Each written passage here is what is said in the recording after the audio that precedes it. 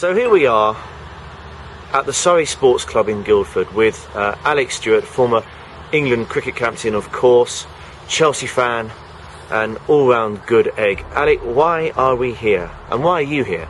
Because I knew you'd be here first up, so that's the main reason for being here. And secondly, I'm an ambassador for the Surrey Sports Park, and Antigua are going to use this place as their camp for the London Olympics. So we're meeting and greeting various dignitaries, including the great Sir Viv Richards, and showing them around the place, seeing what we have to offer, and making sure that they are definitely going to use it, which they've just signed up to, in preparation for, from their point of view, trying to perform well at the Olympics. I tell you what, it's a very, very special place here. They staged the Women's Rugby World Cup here, didn't they? And I mean, Antigua have got a bit of a coup, haven't they?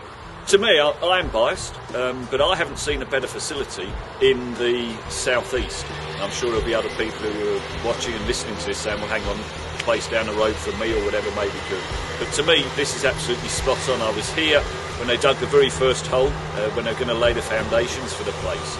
And you see plans, etc., etc. But when you've actually seen it finished here, it's something that they should be very, very proud of, because the attention to detail is spot on. Nothing has been left to chance, and any athlete that uses this, amateur or professional, is very, very lucky.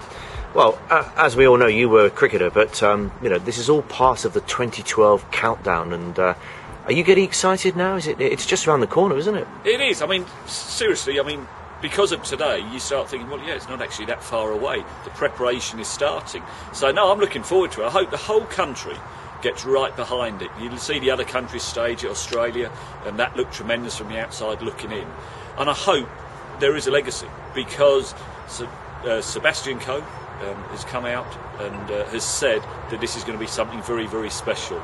And there's no reason why we should disagree with that statement. I'm looking forward to it. I love all sports, but to see the top-class athletes performing is something that I hope I'm able to get to. Well, you mentioned that Sir Viv Richards is over here representing Antigua, and you know, your cricket career, Alec, wasn't too shabby. Let's be honest. You did okay. You did pretty well. I wouldn't say there are too many cricketers who you would look up to, but maybe one of them is Viv Richards. He is the best. Simply as I've said to everyone, when you talk about other cricketers, you generally use their surname.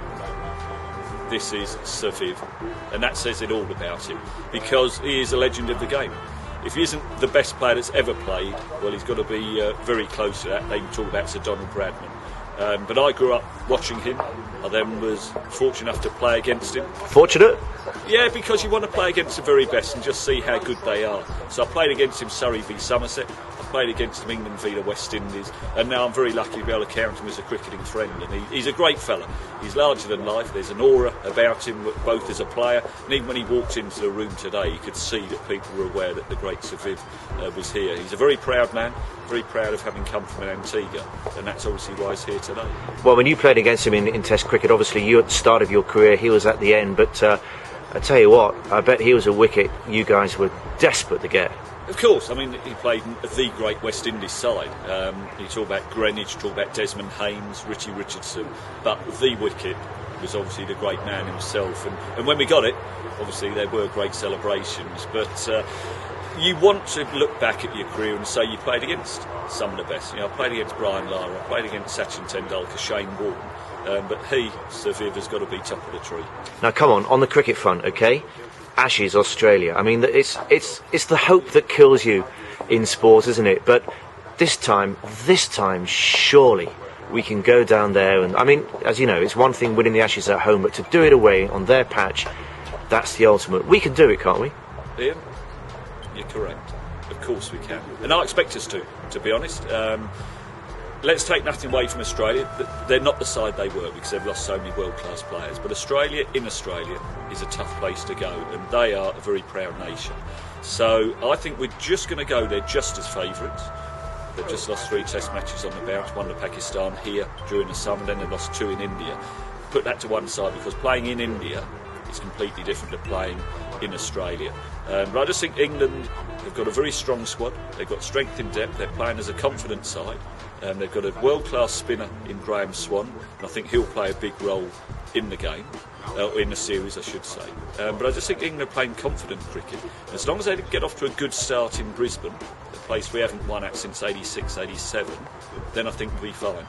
If, and you have to look at a negative unfortunately, should we go 1-0 down in Brisbane, then I think it's going to be hard work. But as the holders of the Ashes, we only need draw the series. The boys will be going out with the attitude to win, and I think they'll do that. So, yep, shout from the rooftops, England will keep the Ashes. I mean, everybody's got to play close to their optimum. Swanee's got to continue being the best spin bowler in the world. KP, I mean, presumably you agree, it's the old adage, about form and class. You've got to get in the right order, haven't you? What is it?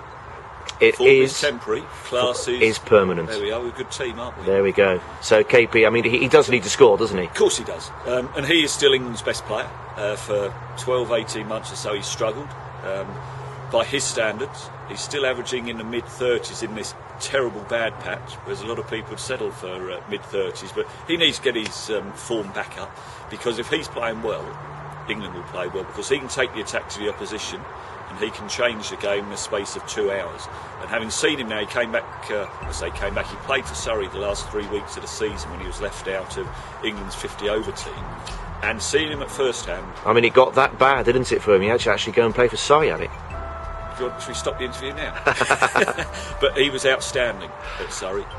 He showed, or I saw a side of him which I hadn't seen before, because I hadn't been in the England dressing room with him, obviously.